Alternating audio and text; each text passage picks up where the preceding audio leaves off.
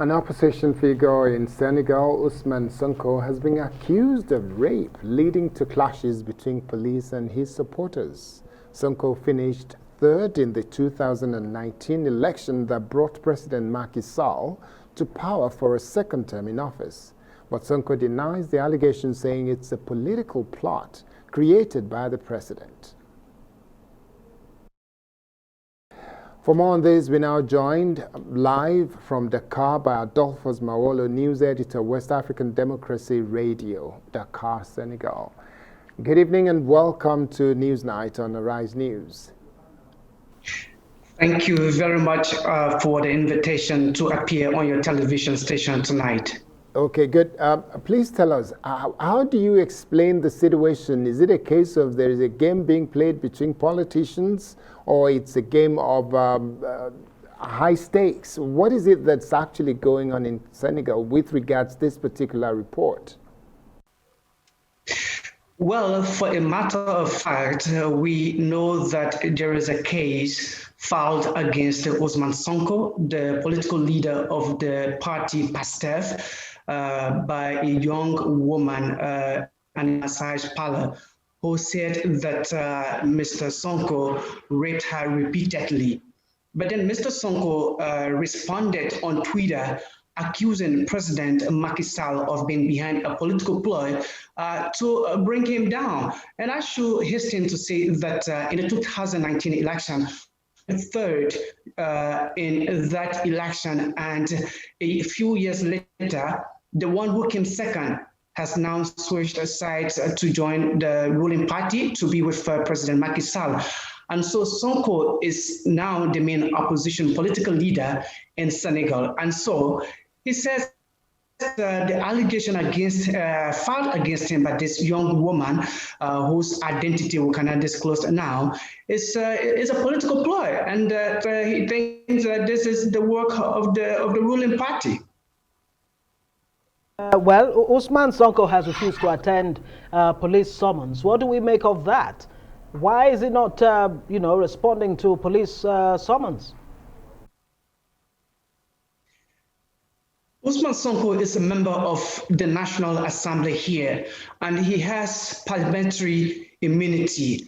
And he has stated categorically that if his parliamentary immunity lifted this moment, the next few minutes, he will make himself available for any legal proceedings that will be drawn up against him. And so he's not refusing. He's only basically asking for the rule of law to apply, because as a member of parliament, he cannot be to any such investigation unless his parliamentary immunity is lifted. And so this will be the next step in the coming days.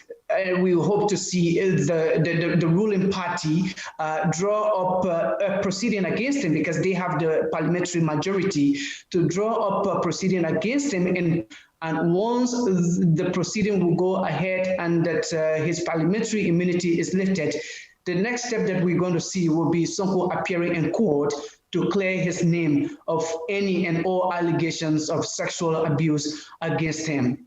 And what are the chances of him actually getting justice at the end of the day, whichever way, whether he's guilty or not guilty? Well, I think Senegalese generally believe in the legal system in their country. But what I can say for sure is that the parliamentary immunity will be lifted for sure, because the ruling party has members in parliament. That's going to be very easy. That's going to be an easy bridge to cross. The next step will be to appear in court. And this is not the first time that a member of parliament is going to have his parliamentary immunity lifted. Before Ousmane Sonko, the man who was the main opposition political leader here in Senegal, his parliamentary immunity lifted. He was the mayor of Dakar after he was accused of misappropriating public funds intended to undertake government project. I'm talking about Khalifa Sall. So he too had his parliamentary immunity lifted. He was prosecuted and found guilty and imprisoned, and happening before the 2019 election. And when these elections were over, well, the president eventually pardoned him. and now he's a free man. So this is what people are saying is going to play out, especially opposition supporters of Mr. Sonko. They think that this is the president who's playing a game here, a political game against Usman Sonko, who's going to be the likely main challenger in the 2024 election. Okay. Okay, thank you very much, Adolphus. Thank you very much for joining us this evening. We appreciate your contribution, and we hope that you keep your finger on the story, and then we'll be able to give us some more updates in the coming days.